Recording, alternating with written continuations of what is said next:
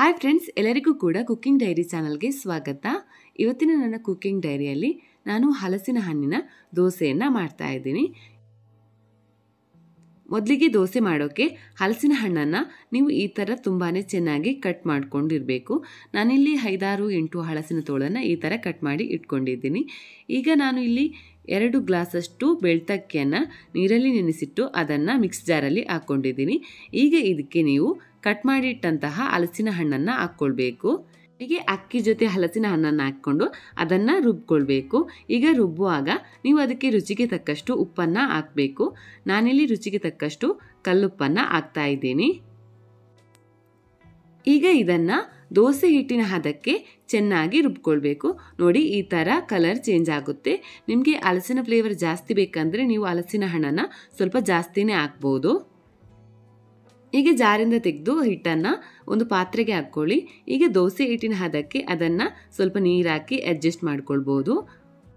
ಈ ಥರ ಹಿಟ್ಟು ರೆಡಿ ಮಾಡ್ಕೊಂಡ ನಂತರ ನೀವು ದೋಸೆಯನ್ನು ಮಾಡ್ಬೋದು. ಕಾವಲಿ ಬಿಸಿಯಾದ ನಂತರ ಈ ಥರ ನೀವು ದೋಸೆಯನ್ನು ಮಾಡ್ಕೊಳ್ಳಿ. ನಿಮಗೆ ಯಾವ ಹದಕ್ಕೆ ಅಂದರೆ ನಿಮಗೆ ಸ್ವಲ್ಪ ದಪ್ಪ ಬೇಕಿದ್ದರೆ ನೀವು ಹೇಗೆ ಬೇಕಾದರೂ ನಿಮ್ಮ ಸ್ಟೈಲಲ್ಲಿ ನೀವು ಅಡ್ಜಸ್ಟ್ ಮಾಡ್ಬೋದು. ನಾನಿಲ್ಲಿ ತುಂಬಾ ತೆಳುವಾಗಿ ದೋಸೆಯನ್ನು ಮಾಡ್ತಾ ಇದ್ದೀನಿ. ಈಗ ಇದು ಸ್ವಲ್ಪ ಬೇಯಿಸಿದ ನಂತರ ಈಗ ನೀವು ಇದಕ್ಕೆ ಎಣ್ಣೆ ಅಥವಾ ತುಪ್ಪವನ್ನು ಹಾಕ್ಬೋದು. ನಾನಿಲ್ಲಿ ಎಣ್ಣೆಯನ್ನು ಹಾಕ್ತಾ ಇದ್ದೀನಿ.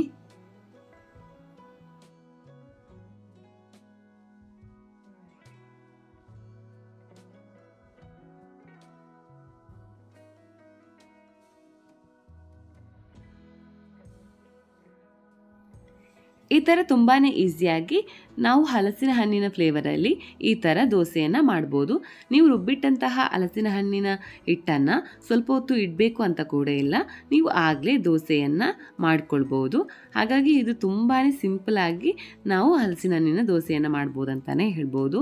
ನಿಮಗೆ ವಿಡಿಯೋ ಇಷ್ಟ ಆದರೆ ವಿಡಿಯೋಗೊಂದು ಲೈಕ್ ಮಾಡಿ. ಹಾಗೆಯೇ ಇಂತಹ ತುಂಬಾ ಈಸಿಯಾಗಿರೋ ರೆಸಿಪಿಗೋಸ್ಕರ ನಮ್ಮ ಚಾನಲನ್ನು ಸಬ್ಸ್ಕ್ರೈಬ್ ಮಾಡಿ. ನೀವು ಕೂಡ ಈ ರೀತಿ ಸಿಂಪಲಾಗಿ ಹಲಸಿನ ಹಣ್ಣಿನ ದೋಸೆಯನ್ನು ಮಾಡಿ ನೋಡಿ. ಅದೇ ರೀತಿ ವಿಡಿಯೋ ಇಷ್ಟ ಆದರೆ ವಿಡಿಯೋಗೊಂದು ಲೈಕ್ ಮಾಡಿ. ವಿಡಿಯೋ ನೋಡಿದ್ದಕ್ಕಾಗಿ ಧನ್ಯವಾದ.